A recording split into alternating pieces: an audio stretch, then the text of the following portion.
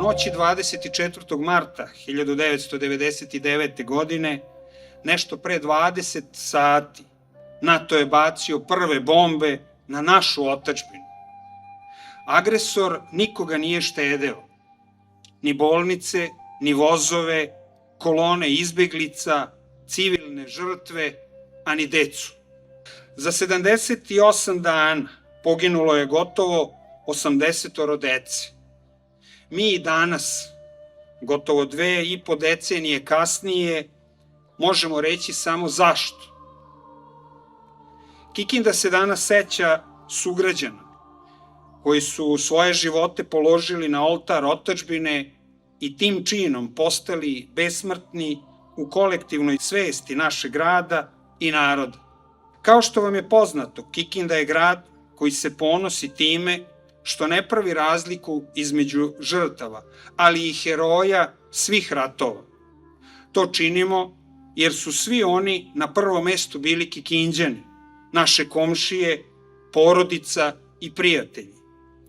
Za kraj ću citirati velikog grčkog filozofa Horacija uz nadu da svi naši ratovi da su prošli i da je mir naš najveći uspeh.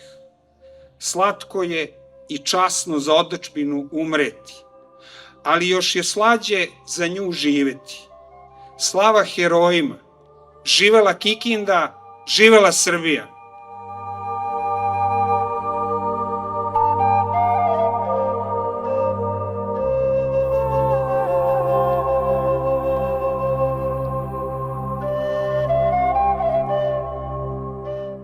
Nažalost, Kikinda je tokom rata 1999. godine imala svoje žrtve.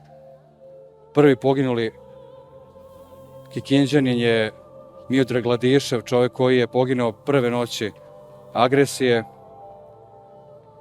I kasnije, tokom rata, poginulo je još Kikinđana koji su dali svoje živote i nisu rekli neću.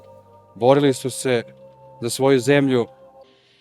Jedne noći hladne, zima kad je bila, Srpkinja je majka čekala svog sina. Čekala je sina, molila se Bogu, s košara da dođe, donese slobodu.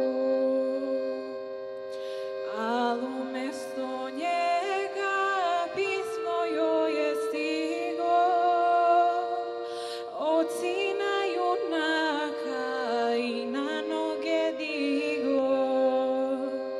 S ovog boja, majko, povratka mi nema, ko košare čuva, zna da zlo se sprema.